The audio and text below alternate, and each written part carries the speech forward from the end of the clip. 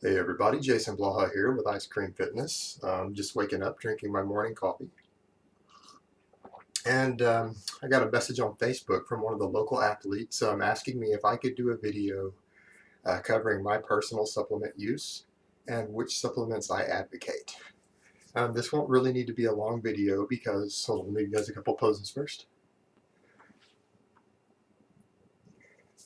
All right, this won't be a long video because for me, I generally see 90% of the supplements on the market as being complete scams and con jobs. And I think the supplement industry kind of preys on ignorance of people quite a bit, and it's built on marketing and hype. But that being said, there are a handful of supplements that are extremely useful for both health, athletic performance, gaining muscle, and these supplements really shouldn't be overlooked. And there are other supplements that are useful just in filling niches in your diet and specialized points in your diet, and they shouldn't be overlooked either. Um, Personally, I don't use that many supplements. One, I'm a big believer in getting adequate EPA and DHA intake, in the form of N3 fats. So I do supplement fish oil because I hate fish. I absolutely hate fish. So I supplement just for general health, insulin sensitivity purposes, lipid profile purposes. I take 3 to 5 grams of fish oil a day. If generally like purified salmon oil. And the ones I get are only like 30% EPA DHA. So again, I don't take a very high dose of that. I take generally what's recommended for medical levels. And I really don't go over that. Um, I live in a fairly dark country. Normally, I'm a big believer in vitamin D3 supplementation. And again, the nutritionists are considering raising the RDA on it, another 150%.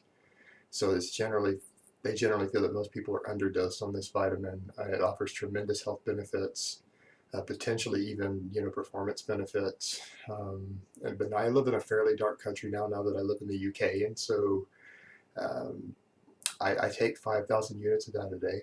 And I apologize if I'm talking too quiet. My wife is asleep in the next room, and so I'm trying not to wake her up. So I'm not going to get very loud today. Um, So those two are the ones I take. If I don't eat that many vegetables in a day, like let's say I eat a day where I eat mostly just chicken and ice cream, and I don't really eat much in the way of vegetables, I go ahead and take a multivitamin just to try to compensate for that. Which again is rare. I'd say maybe 2 days a week. I don't feel like I get enough micronutrients, so I'll go ahead and take a multivitamin. Also, I sometimes supplement magnesium at certain points in my training when my volume gets really high. I find I start getting muscle cramps, and a lot of times for me, taking an 800 milligram magnesium supplement pre-workout seems to get rid of some of those cramps. So that's something I use occasionally. And then sometimes, if I'm not going to eat enough meat, I'll take like a whey protein supplement or a casein protein supplement.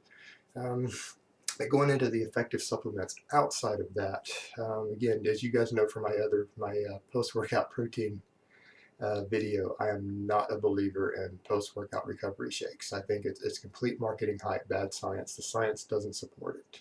So I'm not a fan of using them for that. However, generally speaking, whey and casein proteins are both extremely high grade proteins. They're high quality proteins. They're high in branched chain amino acids. They have a really, really great amino acid profile.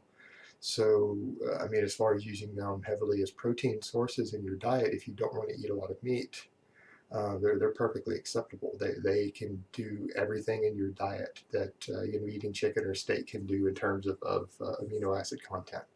So there's certainly nothing wrong with using them as a protein source. I mean, again, they're very high quality proteins.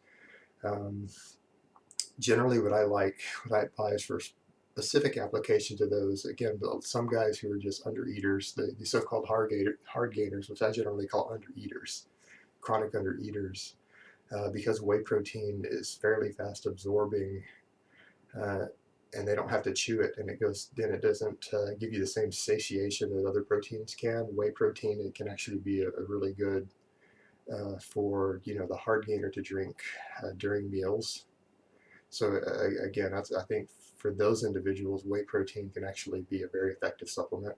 And then casein, because it is so slow digesting and it tends to clot in your stomach a little bit, I think it can be particularly useful when you're cutting. because it has a very, very high satiation factor. So if someone who's in a cut, the casein protein, isn't a bad choice at all. Um, as far as actual other supplements that actually have benefits to you, outside of just filling niches in your diet, there's only really two supplements that come to mind to me that really have good research backing their athletic performance and muscle gain. And one of those being creatine monohydrate, or just creatines in general. It's pretty well documented. It works. It actually works. You don't need the crazy loading doses and things that people use. The phase, with 20 grams a day, 5 grams of creatine, post workout or pre workout will cover the bases. That's all you need. And all the research shows that it has a decent effect. Yeah, it can increase training stamina. It can increase performance a bit in the weight room. Um, so again, it's a viable supplement. It's very cheap. Nothing wrong with that. The other one that has decent research, and I've never personally tried this. I'm a non-responder to creatine. I'm one of that 30% of people who do not seem to get anything from it.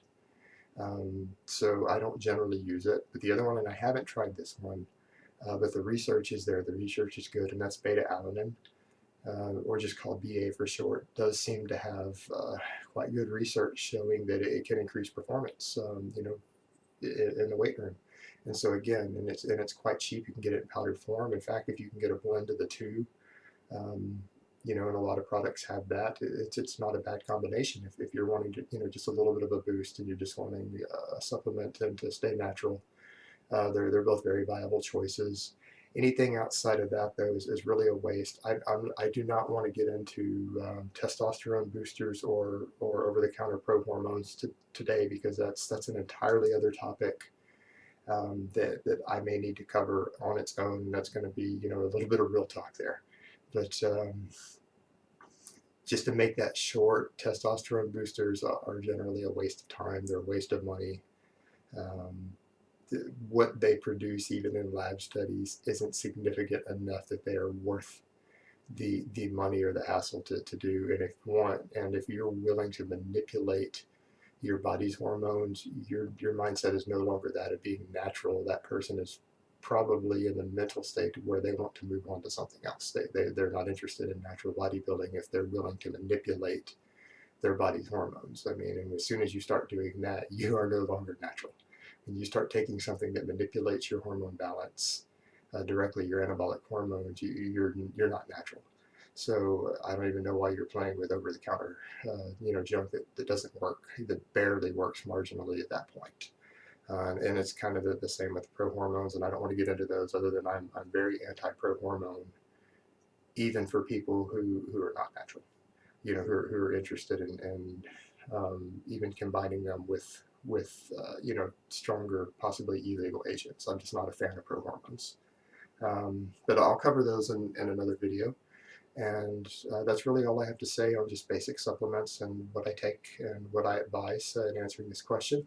You guys another bicep shot, and I'll talk to you next time.